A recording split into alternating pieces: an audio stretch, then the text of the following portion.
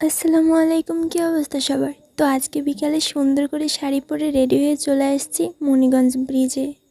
দুপুরের পর থেকেই অনেক বৃষ্টি হচ্ছিল। ভাবছিলাম যে আজকে হয়তো শাড়ি পরে আমার ভিডিও বানানোটাই হবে না। তো বিকাল হতে হতে দেখি যে না, আবহাওয়াটা একদমই ঠিকঠাক হয়ে গেছে। তো আমি শাড়ি পরে সুন্দর করে রেডি হয়ে চলে আসছি মণিগঞ্জ ব্রিজে। ব্রিজে আজকে তেমন লোকজন ছিল না, খুব কমই ছিল। ক্যামেরা কেনার পর এই ফার্স্ট আমি শাড়ি পরে বার হয়েছি ভিডিও করার জন্য। তবে আমার কাছে আবহাওয়াটা বেশ ভালোই লাগতেছিল, শাড়ি পরছি, কোনো গরম ছিল না।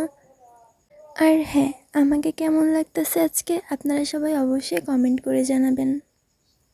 ব্রিজে আসার সময় রাস্তার পাশে দেখছিলাম ছোট্টখাট্ট একটা চায়ের দোকান। তো ভাবছি যাওয়ার সময় ওইটাতে যাব। তো কিছু সময় ব্রিজে ভিডিও বানানোর পর আমি চলে যাচ্ছি এখন ওই ছোট্ট চায়ের দোকানে চা খাওয়ার জন্য। চায়ের দোকানটা ছোটোখাটো হলেও আমার কাছে বেশ ভালোই লাগছে, একদম রাস্তার পাশে ছোট্ট একটা চায়ের দোকান। আমি এসেই চা অর্ডার দিয়ে বসে পড়ছি। ব্রিজের দিকে যাওয়ার সময় চোখে না পড়লে তো আশাই হতো না, ভাগ্যিস চোখে পড়ছিল বলে।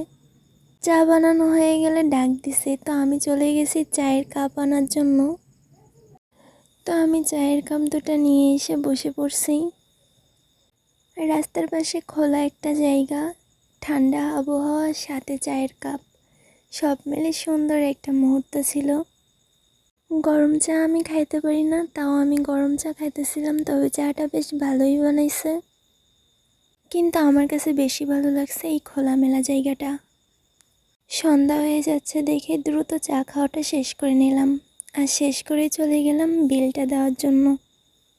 আর সবাই এটা অবশ্যই কমেন্ট করবা যে কে কে আমার মতো খোলামেলা পরিবেশ পছন্দ করো, আর কে কে আমার মতো বেশি ঘুরতে পছন্দ করো। তো আজকের ভিডিওটা এই পর্যন্তই ছিল, এখন আমি বাসার দিকে রওনা করব। আর হ্যাঁ, আমার ভিডিওটা যদি ভালো লেগে থাকে তাহলে লাইক কমেন্ট শেয়ার অবশ্যই করে দেবেন। আল্লাহ হাফেজ, ভালো থাকবেন সবাই।